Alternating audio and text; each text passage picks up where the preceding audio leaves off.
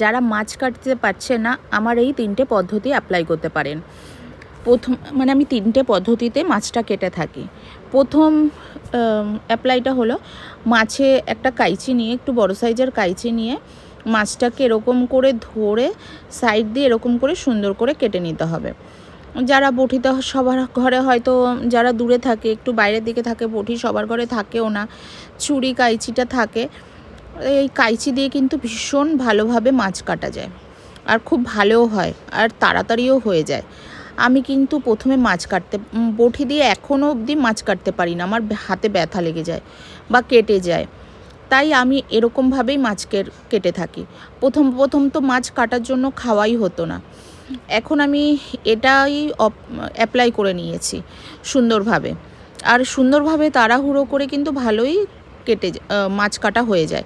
আর তারপর একটা চামচ দিয়ে সুন্দর করে এই যে এই মাছটা এরকম করে ছাড়িয়ে নিতে হবে আঁশগুলো।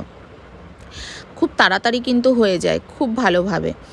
আর ছোটো মাছ কাটতে কিন্তু একটু কষ্ট হয়, কিন্তু এরকমভাবে কেটে নিলে কিন্তু খুব তাড়াতাড়ি খুব সহজভাবে মাছটা কাটা হয়ে যায় আর কম নোংরার ভিতরে। আর এই যে এরকম করে মাছগুলো, প্রত্যেকটা মাছ এরকম সুন্দর করে চামচ দিয়ে আঁশ ছাড়িয়ে নিতে হবে। তারপরে লাস্টের স্টেপ হলো এই যে পেটের যেই নোংরাটা, এটা চেপে বার করে দিতে হবে ভালো করে। তাহলে হয়ে গেল মাছ কাটা 3টে অ্যাপ্লাই। আপনারা কে কে মাছ কাটতে পারেন বা যারা কাটতে পারেন না আমাকে নিশ্চয়ই কমেন্ট করে জানাবেন।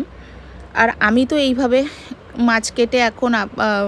মাছ কেটে থাকি আর খুব সহজভাবেই আমার তাড়াতাড়ি করে মাছ কাটাটা হয়ে যায়।